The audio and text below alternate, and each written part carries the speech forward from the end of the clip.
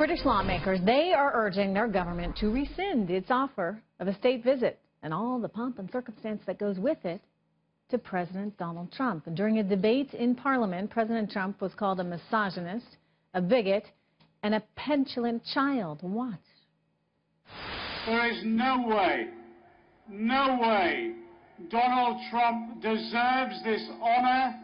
Not only Trump's misogyny and racism, but also his contempt for basic climate science. But supporters of the invitation say canceling would be catastrophic for our relationship. Watch this.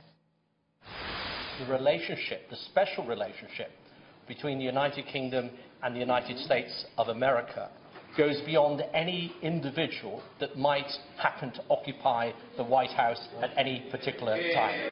All right, the debate was called after nearly 2 million people signed a petition calling for the state visit to be downgraded. In addition, the House of Commons Speaker has set aside his usual neutrality to say Trump should not be invited to address Parliament while visiting. Joining me right now is a member of Parliament, Lord John Taylor. Lord Taylor, good to have you here. All right, they're trying to nix this thing. They don't want him to have any of the ceremonial aspects that go along with a visit like that. They don't even want Donald Trump to address Parliament. What is your concern in all of this? Why is this, in your view, bad? Well, hello and greetings from London. This is ridiculous. He's an elected President of the United States of America, and we should respect that. You mentioned that 2 million people signed the petition. We have 64 million people in Britain. They didn't sign. So it's a fuss about nothing. It's a storm in a teacup. So we've seen this actually quite a bit here in the U.S. In other words, you get some noisy few. They create a lot of noise. Hollywood's included in that noise. And they get everybody all riled up. And then it turns out, well, gosh, someone like Donald Trump does win the election because more people felt, even though maybe they didn't tell you, they felt strongly that he was the best for our country. I mean, similar to kind of what we saw there with Brexit. I mean, everybody said there was no way, no chance, no how that Brexit would actually occur, and yet it did. So again, the noisy few sort of capturing the imagination and the attention of many? Well, there's an old saying that it's the creaking wheel that makes the most noise. You know, this man was elected as president.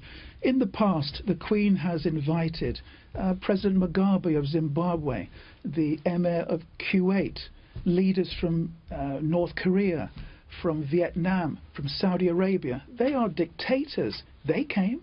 They were welcomed at the palace. They came to Parliament. You know, President Trump is simply a strong leader. Yes, he may have some views that we don't all agree with, but you don't ban a man for that reason. He's a strong leader. He is democratically elected, and we have to respect that. You don't look at the man, you look at the mandate, and he was voted by the American people.